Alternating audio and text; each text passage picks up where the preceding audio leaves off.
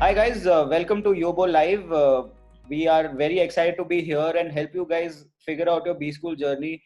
Congratulations on making to some of the best B-Schools in the country. We know the kind of effort and the kind of rigor and the kind of sacrifices that go into making into some of these B-Schools. Uh, we are here to help you figure out the next 2 years of your life, because sometimes it's not enough to just wing it.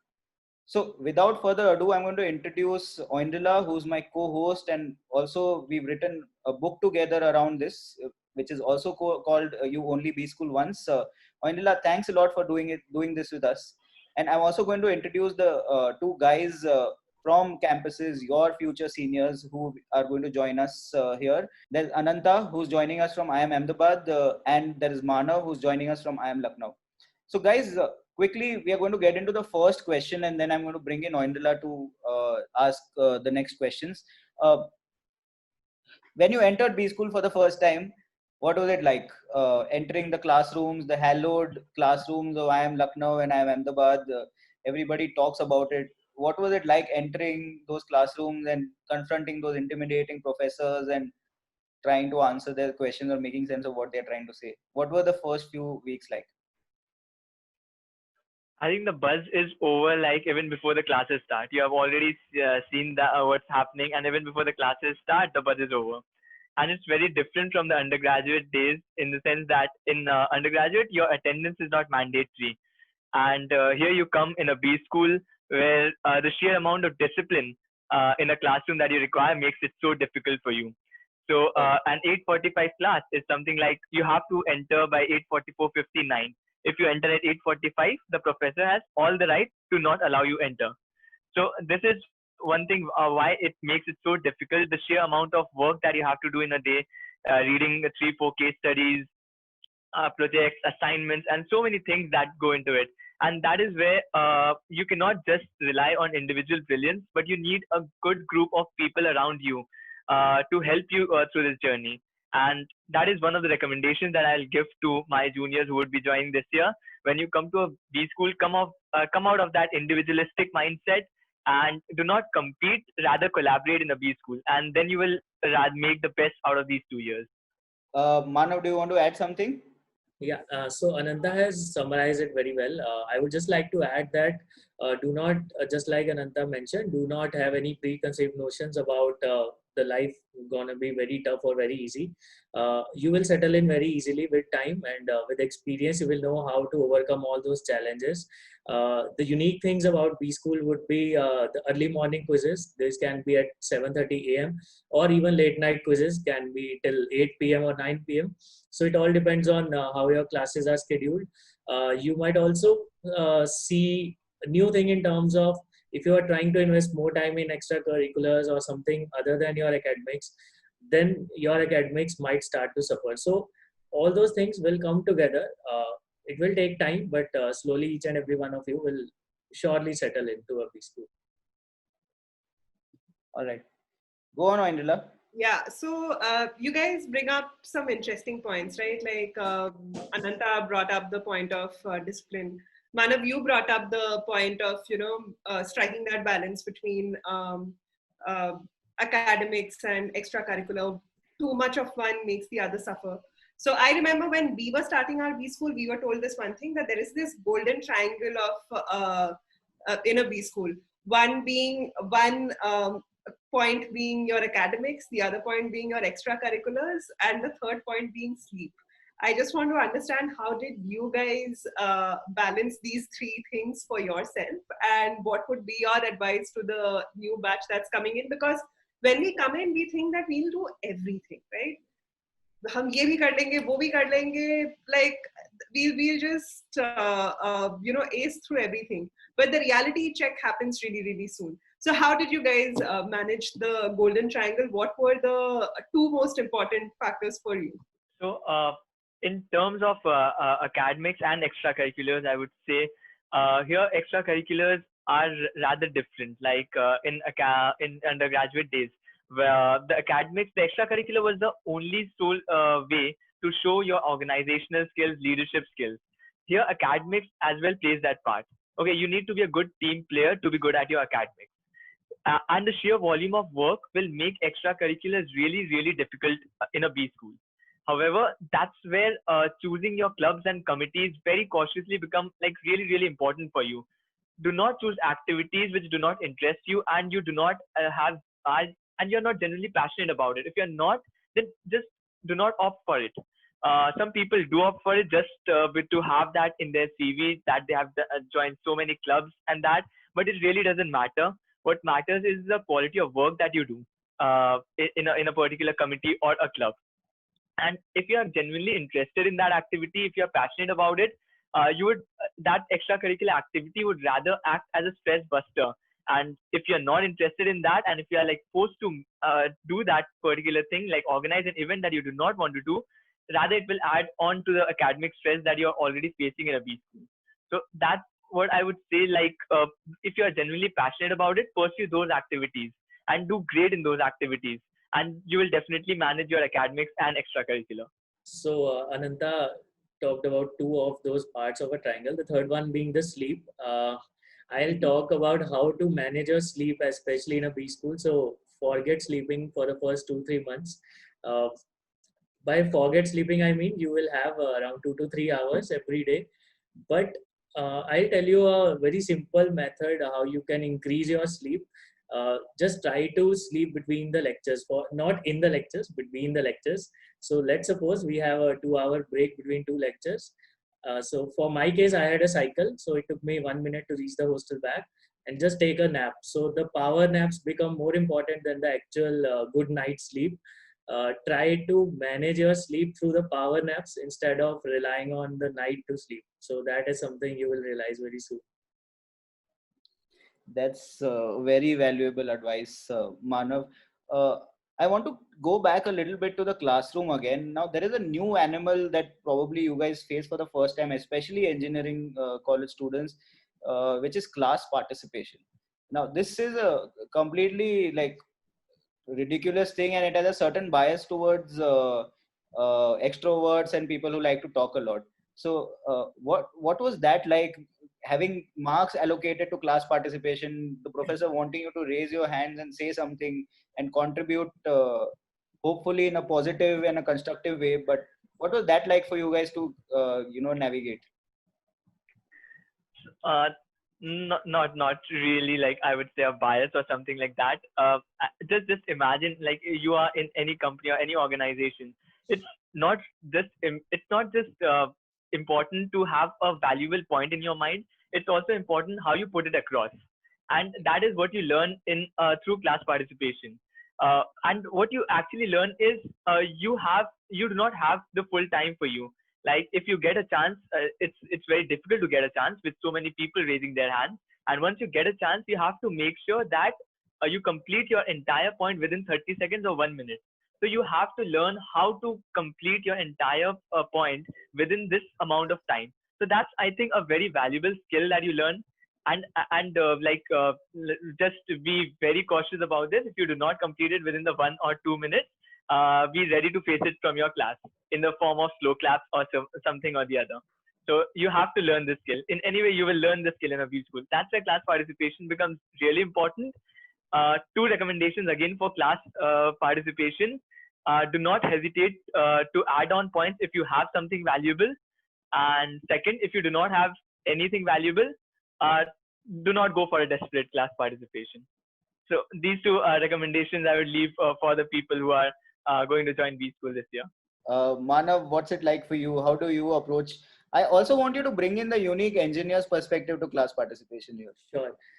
So guys, whenever you will reach a B school, you will hear two terms, CP and DCP. So CP stands for class participation and DCP is desperate class participation. So number one thing, if you are so clever, try to check the academics and try to check the marks distribution of each and every subject. So I did this.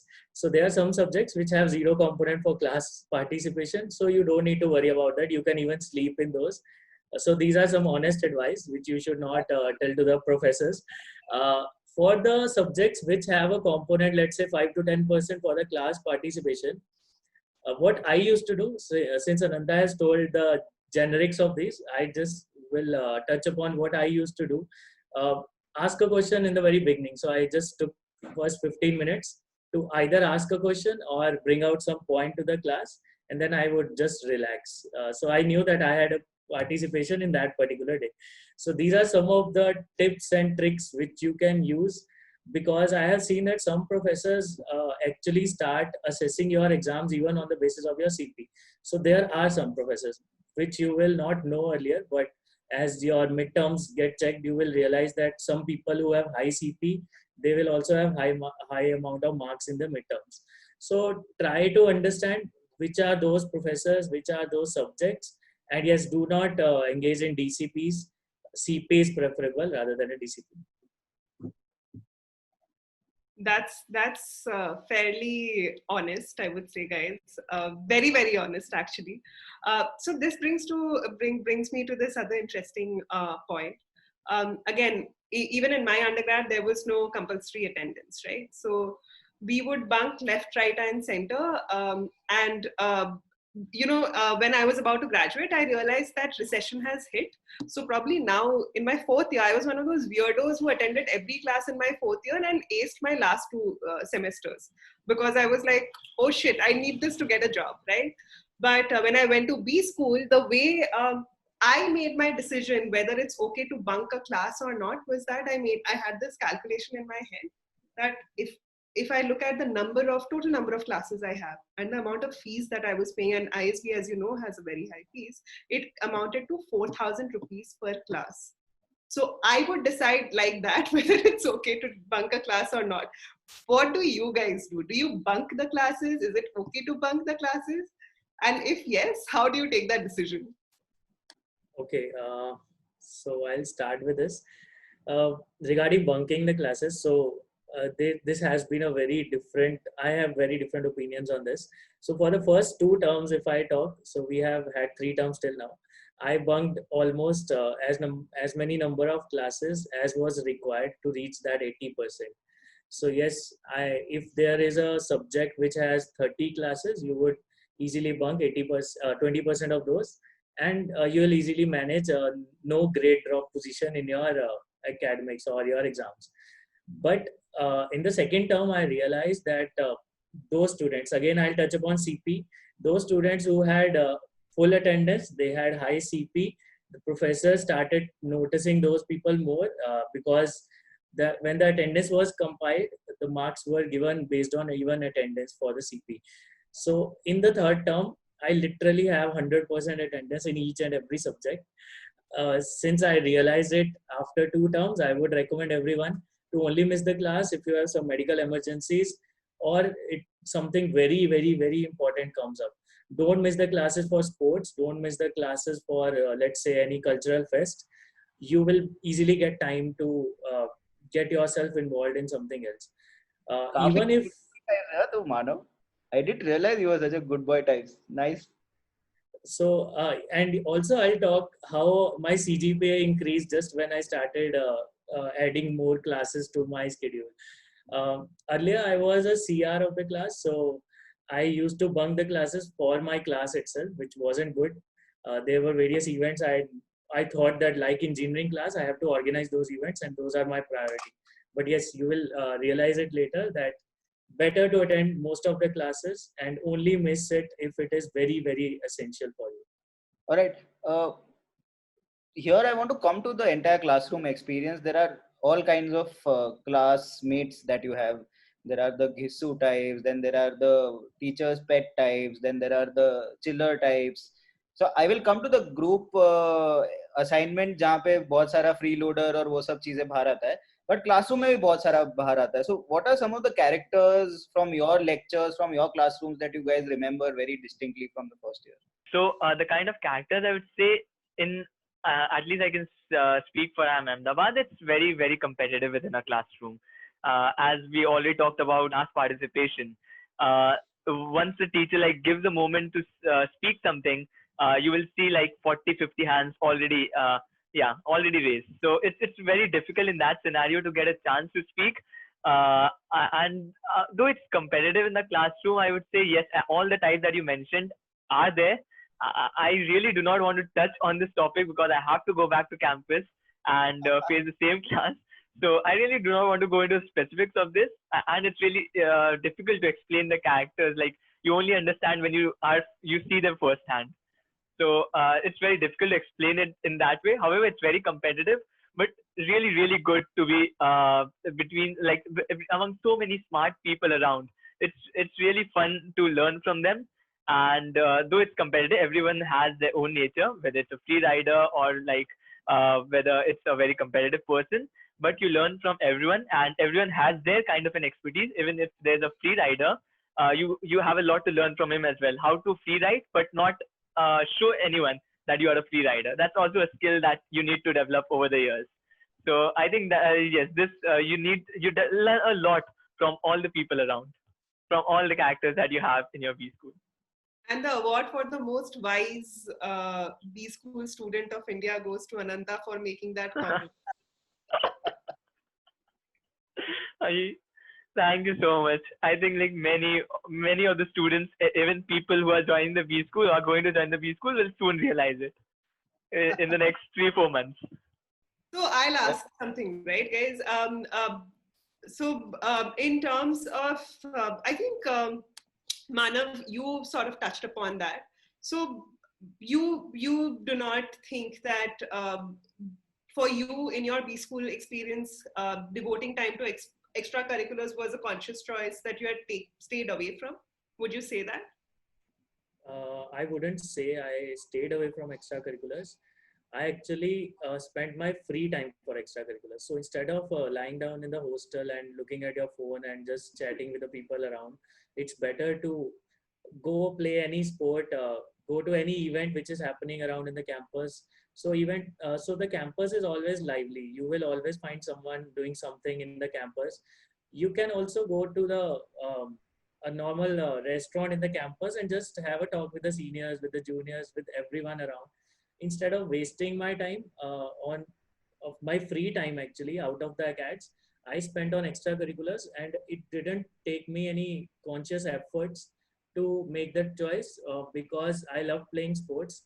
Although I had an injury before I went into IIM Lucknow, but I tried to continue with those sports. I tried to learn new sports. For example, I have now been trained by my friends to play table tennis. So extracurriculars, along with some debates, the Laughter Club also organizes some events which are held on the footpaths of the campus and on various places. So you can always go and enjoy those and make some efforts to participate also. So don't just look at those events. Go to the stage, remove your stage fears, because you won't get this life again. And this is the time you can learn a lot of things apart from the management thing which you are there for. And what's your favorite sport? So what would you play before? Table tennis is something that you picked up on campus, but what is your go-to sport otherwise? And how? So earlier I used to play badminton and cricket, but I got a back injury, so I'm not able to play those things. So now I am into those sports which do not require much effort of running or those things. So that's why I started with the table tennis now. All right, guys, let's come to the clubs and committees part now.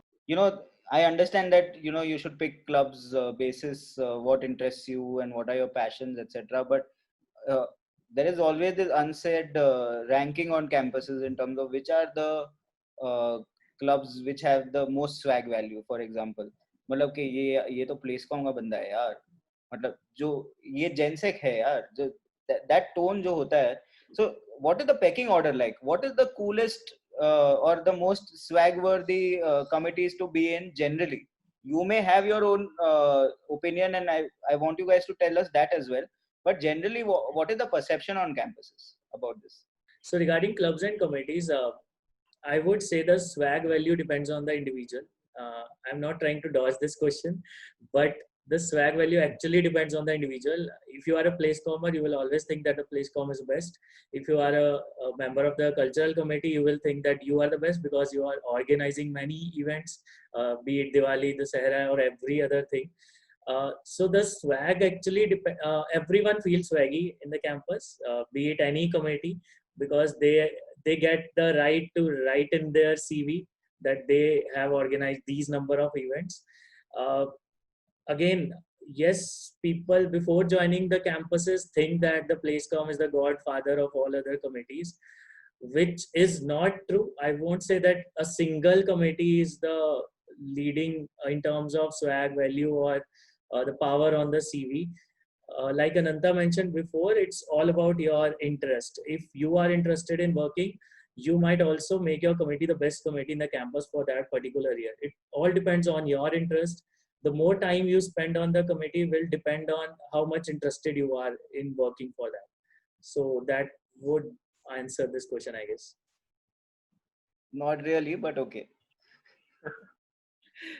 What do you have to say, Ananta? So definitely, like when you join a campus, there would be certain clubs that more people would be interested in. However, I would say more than the club, it's the work that you do in that club or the committee that matters. So in every club, like there would be 2 or 3 people that the entire batch will remember you for. So it's if you are say in the PlaceCom, the people will remember. Well, they would not remember all the PlaceCommers. They would remember 2 or 3 people who are very active in the club. If you're in the Consult Club, Fin Club, people would remember those people who are very active. Example, I would say about the Fin Club in our campus. Uh, there might be like 20, 30, 40 people in the club, and we do not exactly know the number.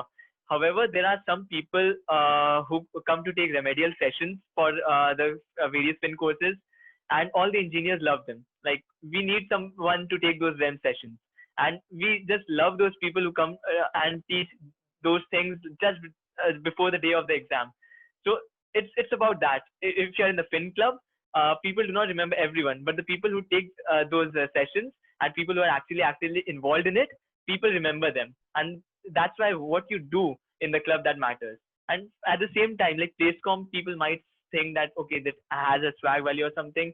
It also depends on you whether you want to work so much. PlaceCom, they really have a hectic life within academics, extracurriculars. They have a fair share of responsibility upon them.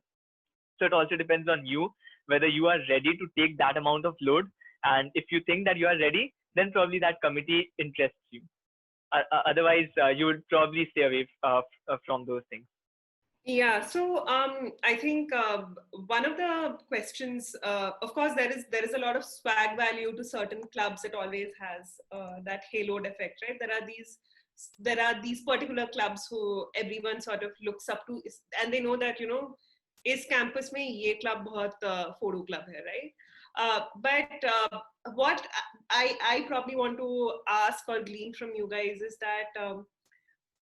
Have you, through your experience or your batchmates' experience, or maybe your seniors' experience, you've heard of stories or instances where people, through their extracurriculars, because they have done, spent a very, very substantial and constructive amount of time in these clubs or in these committees, they have actually managed to network with some relevant industry connections. Do you have any instances like that? It could be either something like that, or you could even if you could tell me about people in your batch who are associated with certain clubs and are very serious about pursuing a career in that club. It could be something as serious as an academic club, or something which is slightly so-called frivolous, like a quizzing or dramatics or any such club like that. So basically, what I want you guys want to hear from you guys is that what other than that one CV point, which will become probably irrelevant in 2 to 3 years, what is it? What else do people take away from these activities? So I'll just start this. As you talked about networking, like through extracurricular activities and through clubs and committees. So yes, most of the alumni, like when they come back to campus, they want to meet people who are already in that clubs or committees that they were a part of, because they have like that kind of a nostalgia. They want to see what kind of work is happening in those clubs and committees, and they meet those people. So that is one place where you make meaningful connections. The other part is your immediate seniors. That's where you interact the most in activities organized by these clubs and committees. And these seniors and even your batchmates, these are the most meaningful connections that you will carry after from your B school days. Okay, so this is these clubs and committees are where you interact the most with these kind of people, and in that way it helps in creating meaningful connections. And to address the second point, like if people are really pursuing their things, like their interest in through these clubs and committees, I believe like especially in clubs like music club or dramatics club, there are certain people who always have that interest to pursue a career in that line. Probably not in the first 2 3 years. They want probably to consolidate their careers in the corporate world, and probably after that they would look for pursuing their interest. But since they have got time in campus, they are actively participating in the activities organized by the dramatics club or the music club, and probably they would make a career out of that. And definitely if you look at some of the alumni from IIM Ahmedabad, uh, Harsha Bogle, so is definitely not using any of the strategy framework that he learned in the class. So he's definitely following his passion. There's Malika Sarabhai, a classical dancer and an actress in Ahmedabad. So she's following her passion and really famous for that, doing that. So yes, you will hear a lot about these people who follow their passion after MBA and do really well in their field of passion, like apart from academics, apart from a normal corporate world that you see most of the people ending up in. Okay, Manav, do you want to add something, or should I ask the next question? Whatever you're okay with. I'll just add another point which is very unique to IIM Lucknow. So at IIM Lucknow, we have a well-defined committee which we call the Placement Mentorship Committee. So just like other IIMs, there are seniors to guide you. For us, we have two kinds of place comps. So one is the ultimate placecom, which everyone knows about. Other one is placecom mentorship team. So I am also part of the placement mentorship club, and I know some seniors who have actually went on to pursue their career in that stream. So placement mentorship team is the one which will interact with the students on the very first day whenever they join, or even before that when they get the call letter for the colleges. We will take them through all the CV process, through the HR interviews. We have our set questionnaire that which company comes for which kind of questions. So we have all those database ready with us for each and every company. And I know 2 or 3 of my seniors who are after passing, I guess, since 4 to 5 years from IIM Lucknow, they have made this as their career choice. They have started a new venture just 7 to 8 days before I know of my seniors, and they're taking care of the CV prep and everything through their business venture. Also, just like Ananta mentioned about Harsha Bogle, at IIM Lucknow, we had Gayatri Iyer, who is now a playback singer in Bollywood. There are various songs in Dhoom also, she sang some songs. So yes, there are our seniors and even my batchmates who want to pursue their career in something other than management, and they just want to learn management because it is a part of each and every career stream where you will go to. No, it makes sense, Manav. I want to get into this other part, which is that, when you enter campus, one is that the Acads hit you, but also it hits you that, okay, there is going to be so many clubs ka selection procedures that are going to go on at parallelly, right? While you are trying to make sense of Acads, trying to get at least 2 or 3 positive marks in your finance and quant lectures, there is parallelly this whole world of nighttime committee interviews also that are going on. So what's that like on your campuses? What are the committee interviews, clubs and committee selection processes like? And if you could narrate 1 or 2 funny incidents from your time during that selection procedure. Sure. So the clubs and committee selection, I won't go into the details of that because this is something each and every newcomer will actually enjoy and remember for a long time.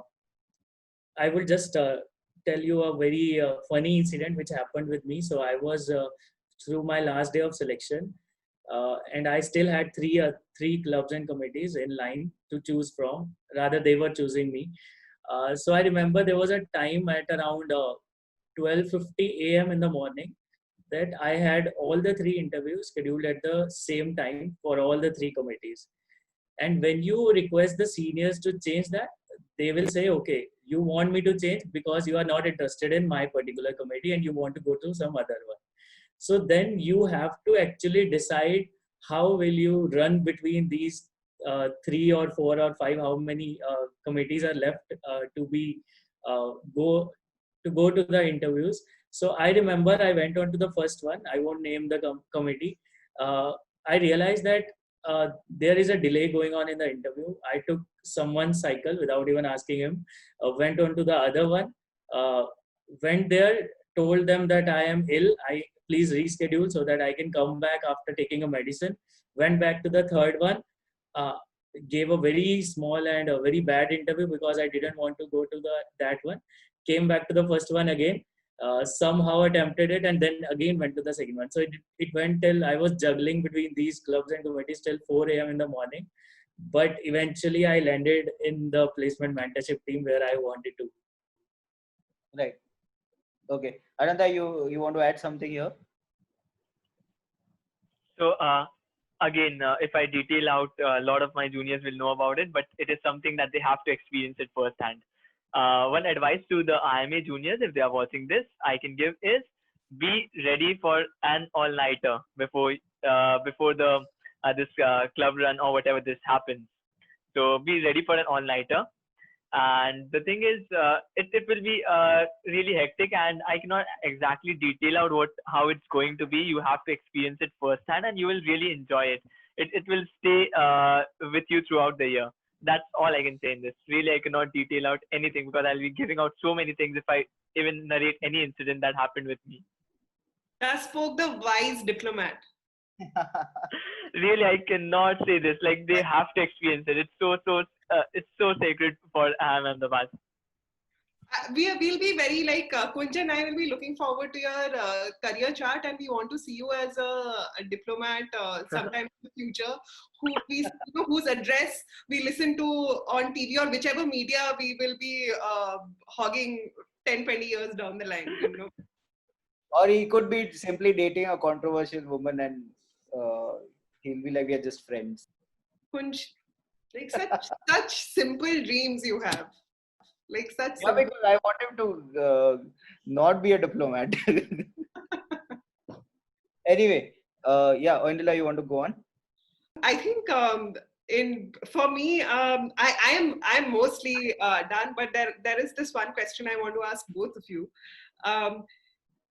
Top 3 experiences across academics or extracurriculars in your Bschool stint so far. Sure. So I'll narrate this with the chronology, just like Amit Shah does. So I'll start with the first one within the very first few weeks.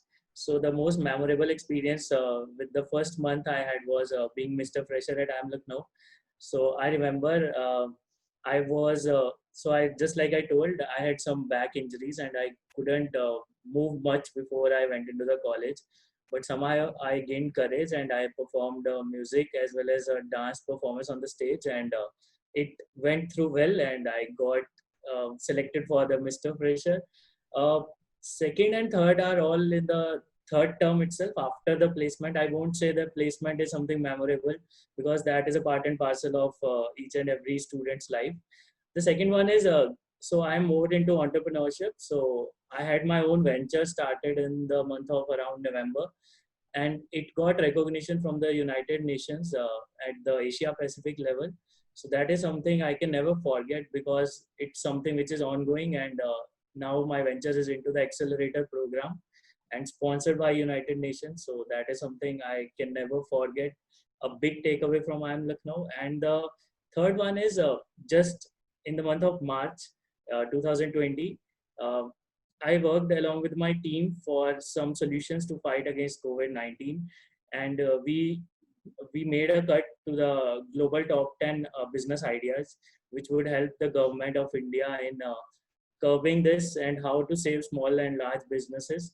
So this idea has been shared with the PMO office as well as various CMs, and we are very lucky to have such a good alum connect that they are helping us in talking with those stakeholders in the government and helping us in making an impact for our country. So, Anant, I want to ask you an inverse question.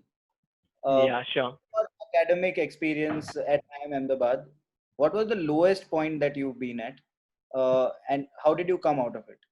In the first year at IIM Ahmedabad, what was your lowest academic point, and how did you come out of it? So, in terms of academics, I think everyone will face this when they come to Ahmedabad. Like they probably would have been toppers in their schools or undergraduate colleges, and suddenly you come up here and suddenly see whatever you are doing is not working out.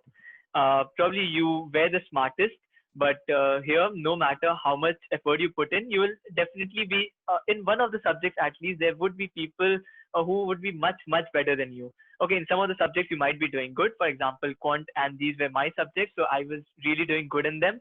And for a subject like operations, I thought that I will be really good at that as well.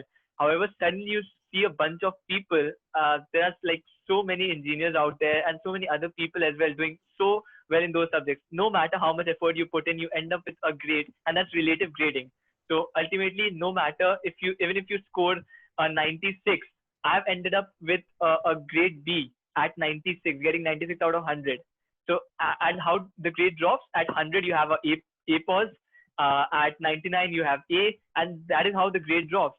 So, ending up with a B grade, getting 94, 96 in your examination. So that really hurts. You do not know where to go after that.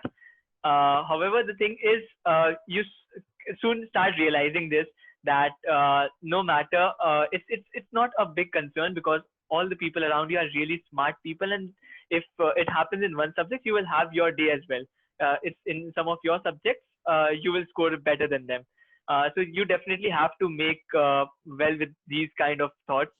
You should not really let these things bother you until unless you are scoring well, unless and until you are putting in your efforts. I believe you should be good with that, and you should not let these low thoughts affect you in any way. You know, this is what I call the ego death that happens when you in your first few weeks on a campus. That happened to me in bits. I was like, oops, what's the point of doing anything, right? But then you gain more wisdom. But interesting that you bring that point. Yes, and exactly, an ego point that you mentioned, it the kind of B-School experience, it will make you humble. Whatever you are whatever you are doing, there would be people who would do it better than you. So it this experience really makes you humble. And you know, when this stint gets over, you actually miss that. You just want to, you crave that experience where you'll be the dumbest person in the room, because you want to be around the smartest people all the time. It's a different kind of high. All right, Angela, are there any other questions, or should we close now? I'm good. I think we covered a lot of points, from swag of certain committees to ego death to the golden triangle. I think I'm pretty good. All right, thanks a lot, guys, for doing this with us. I think there were a lot of really insightful things that have come out of this. Uh, to the students who are watching this, firstly, we apologize for not having the live session go the way we had hoped it would. The energy of a live session is just completely different. You're constantly getting questions from people, and people are abusing you and being extremely sarcastic to you, and it's a lot more fun. But we promise you that next week onwards we will get the tech right and we will have live sessions. Manav and Ananta, thank you so much for doing this. It takes a little bit of courage also to come and talk about your B-School lives, and then go back to your batch sometime in the next couple of months. So thank you so much, and thank you for taking out time. Oindela, my dear friend, we are going to be doing this for several weeks now. So thank you so much for starting this with us today. Uh, Guys, over the next few weeks, we are going to cover all kinds of things. We are going to cover serious things like placements. We are also going to cover not so serious things. We are going to cover stuff around dating and around partying on campus, and how to handle professors, and how to handle your emotional turmoil that you're going to go through over the next couple of years on B-School campus. So uh, hang around, come watch these sessions. Also share it with all your batchmates that you're currently making acquaintances with online, and let them also get this very specific, very clear, accurate view of what's happening in the B schools that you guys are joining, especially because you're not going to be joining your campuses anytime soon. The chances that you'll be spending in the first term at home, So get some clarity around what are the things that you guys can focus on. So hope to see you again next week. Cheers. Bye. Hi guys, Inside IIM has come up with an exciting new one-on-one mentorship product where you get to interact with superstar managers from different businesses, different functions. You can ask them everything around your career, your education, your future success. If you are interested, the link is in the description below. Thanks.